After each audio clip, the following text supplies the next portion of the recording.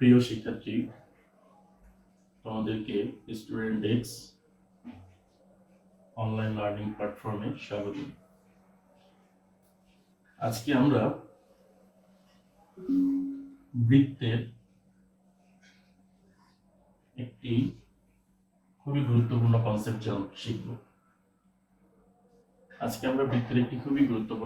শিখব।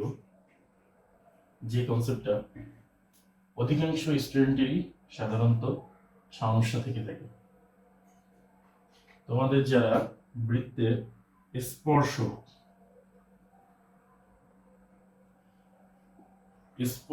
রিলেটেড যে সকল ম্যাথ আছে, এই ম্যাথগুলো যাদের প্রবলেম আছে, আজকের ক্লাসটা শুধুমাত্র তাদের জন্য।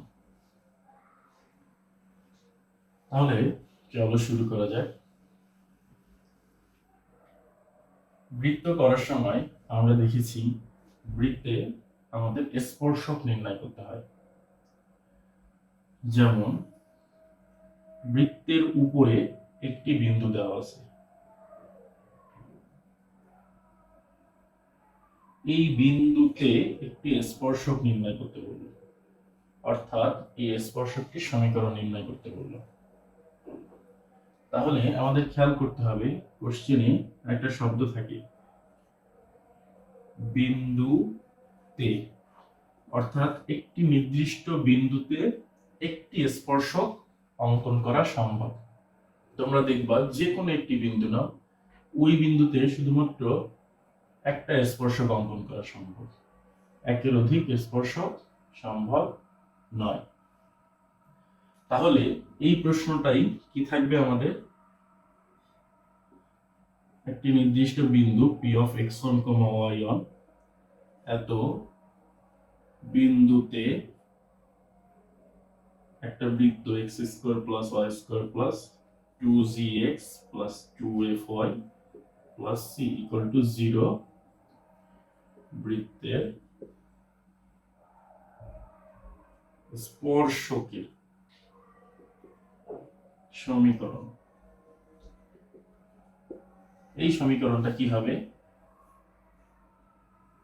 খুবই সহজ একটা সমীকরণ, x(x1) + y(y1) + z * x + x1 + f * y + y1 + c = 0, যেখানে x1 y1 হচ্ছে এই বিন্দুর স্থানাঙ্ক এবং g, f এবং c এই তিনটা রাশি আমরা পাবো এই বৃত্তের সমীকরণ থেকে।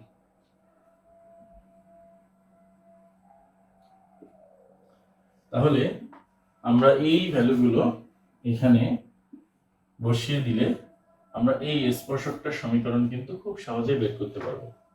তাহলে এখানে অবশ্যই আমাদের খেয়াল রাখতে হবে, প্রশ্নে কি বলতেছে, এত বিন্দুতে এত বৃত্তের স্পর্শকের সমীকরণ নির্ণয় করতে বলতেছে, অর্থাৎ একটা নির্দিষ্ট বিন্দুতে একটা বৃত্তের স্পর্শকের সমীকরণ নির্ণয় করতে বলছে, যার ফর্মুলা হচ্ছে x(x1) + y(y1) + z * x + x1 + f * y + y1 + c = 0।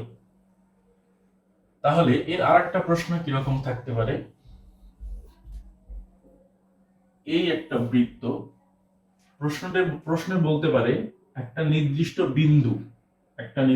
বিন্দু p অফ x1, y1 হতে এত বৃত্তের স্পর্শকের সমীকরণ নির্ণয় করো। অর্থাৎ তোমরা দেখতে পাবা এই বিন্দু হতে, একটা নির্দিষ্ট বিন্দু হতে এই বৃত্তটার উপরে কয়টা স্পর্শক অঙ্কন সম্ভব? 2টি স্পর্শক অঙ্কন সম্ভব। তাহলে আমাদের এই 2টি স্পর্শকেরই সমীকরণ নির্ণয় করতে বলবে। তাহলে এই প্রশ্নটা এবং এই প্রশ্নটার মধ্যে ডিফারেন্স কোথায়? এই প্রশ্নে বলা থাকবে p অফ x1, y1 বিন্দু হতে x² + y² + 2gx + 2fy + c = 0 বৃত্তের স্পর্শকের সমীকরণ নির্ণয় করো।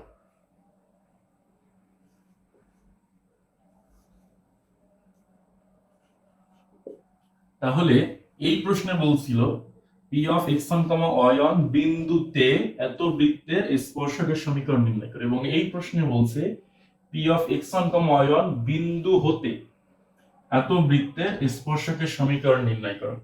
অর্থাৎ প্রশ্নে যখন বলবে বিন্দু হতে সমীকরণটি নির্ণয় করতে, তার অর্থ হচ্ছে এই বিন্দুটি বৃত্তের বাইরে কোথাও অবস্থান করছে এবং সেই বিন্দু থেকে এই বৃত্তের উপর টোটাল কয়টি স্পর্শক অঙ্কন সম্ভব? 2টি স্পর্শক অঙ্কন সম্ভব। এবং যখন বলবে বিন্দুতে একটা নির্দিষ্ট বিন্দুতে স্পর্শকের সমীকরণ নির্ণয় করো, তখন একটা নির্দিষ্ট বিন্দুতে বৃত্তের উপরে একটা নির্দিষ্ট বিন্দুতে কয়টি স্পর্শক অঙ্কন সম্ভব? একটি স্পর্শক অঙ্কন সম্ভব। তাহলে আমরা এই 2টি টপিকের উপর 2টি ম্যাথ দেখতে পারি।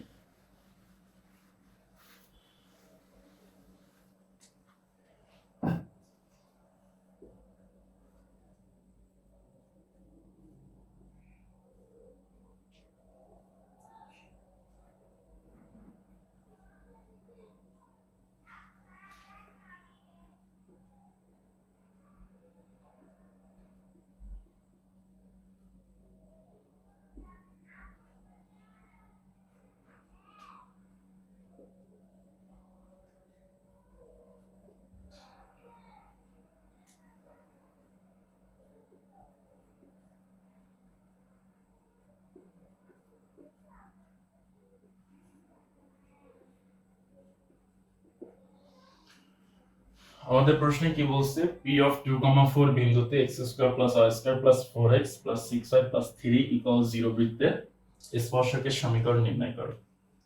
তাহলে আমরা জানি বিন্দুতে স্পর্শকের সমীকরণের ফর্মুলা হচ্ছে x(x1) + y(y1) + z (x + x1) + f (y + y1) + c = 0।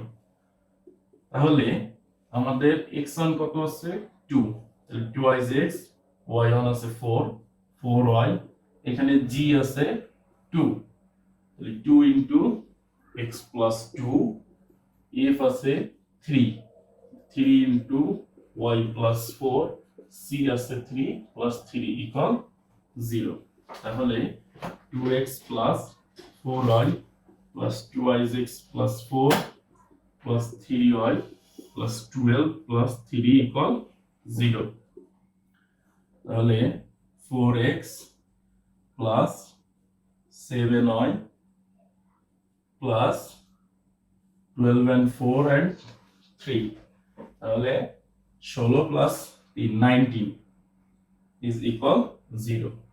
এটাই আমাদের নির্ণেয় স্পর্শক।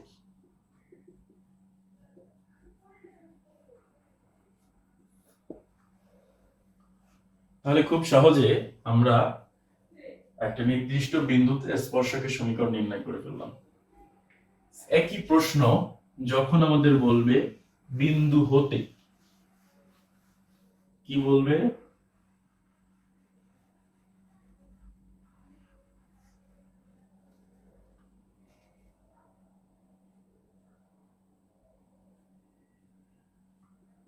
বিন্দু হতে পি অফ 2,4 বিন্দু হতে এত বৃত্তের স্পর্শকের সমীকরণ নির্ণয় করো।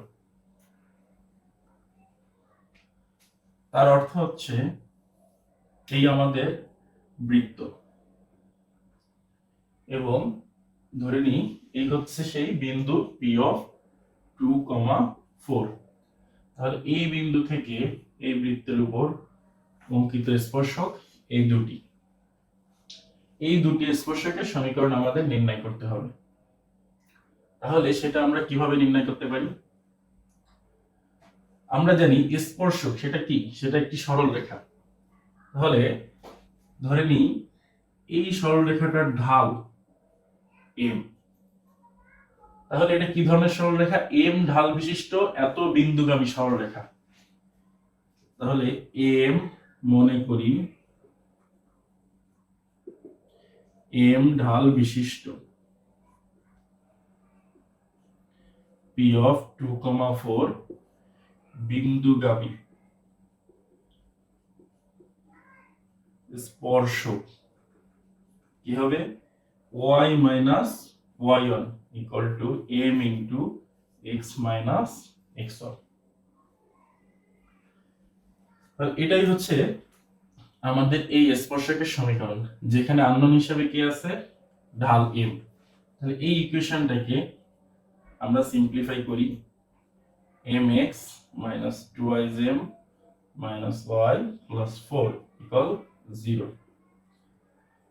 mx minus y plus 4 minus 12 equal 0। তাহলে এটা হচ্ছে আমাদের সেই নির্ণয় স্পর্শক।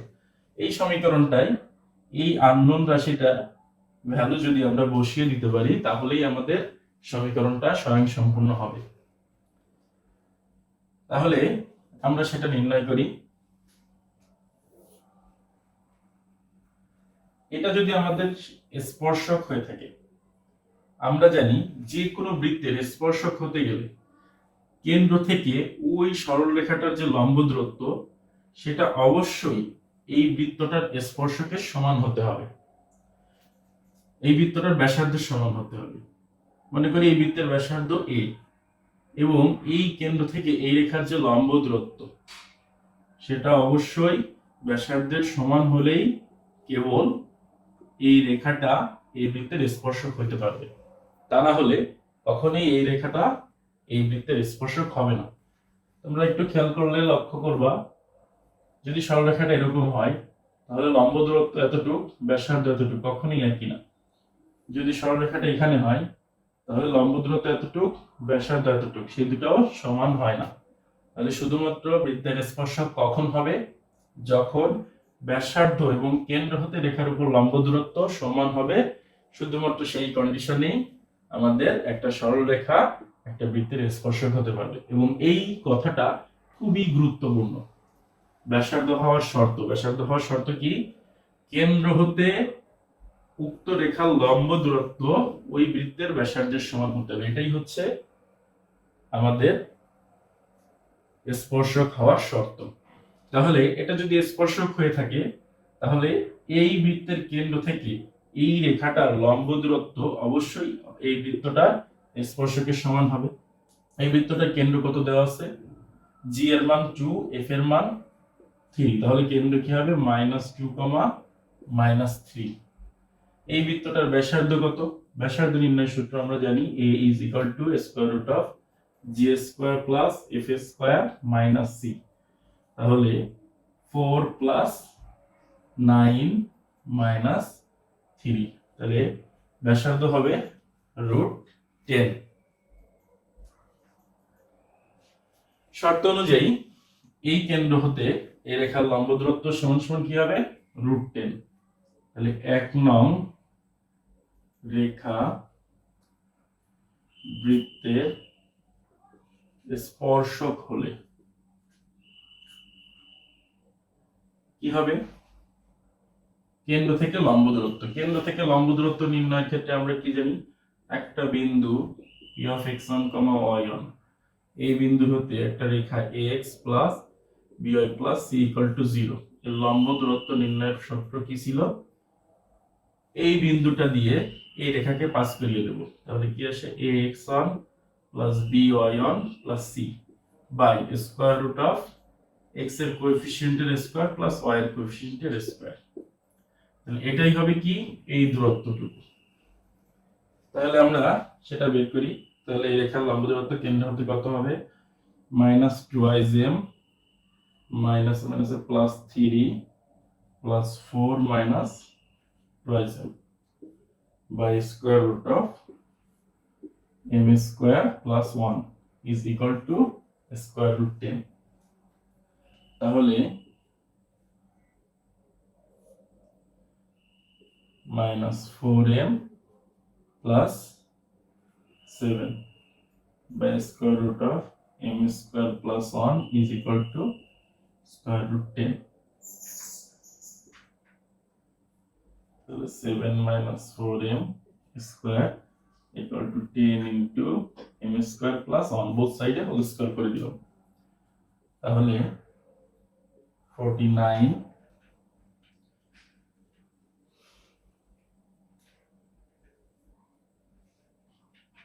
2 ইন্টু 7 ইন্টু 4, তাহলে কত আসতেছে? 4 7 28 এবং 56 plus 16 m square equal to 10 m square plus 10। তাহলে 6 m square minus 56 m plus 39 is equal to 0। এখন কোয়াড্রেটিক ইকুয়েশনের সলিউশন দ্বারা তোমরা m এর দুইটা ভ্যালু পাবে। ভ্যালু দুইটা বের করে তোমরা জানাও ভ্যালু কত আসে।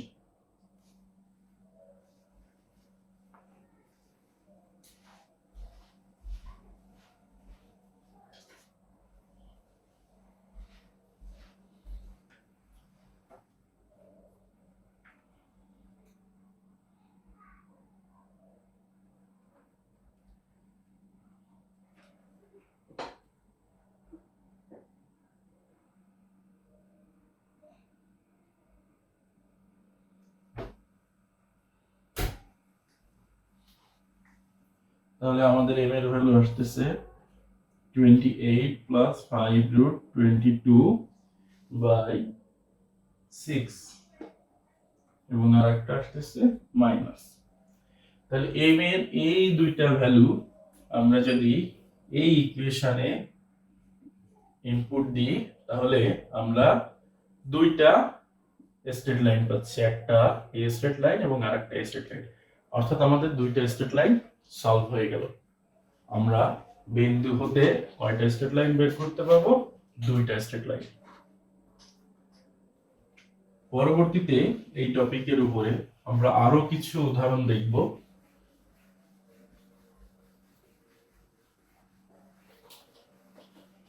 অবশ্যই মনে রাখতে হবে বৃত্তের স্পর্শকের ক্ষেত্রে একটা কথা খুবই গুরুত্বপূর্ণ, স্পর্শক হওয়ার শর্ত।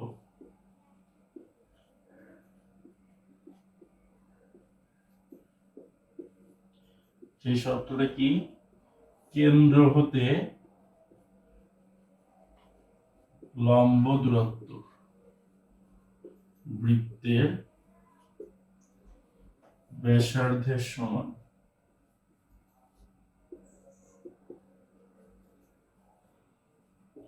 এই কথাটা পুরো বৃত্ত জুড়েই খুবই গুরুত্বপূর্ণ। ধন্যবাদ সকলকে। পরবর্তী ক্লাসের আপডেটের জন্য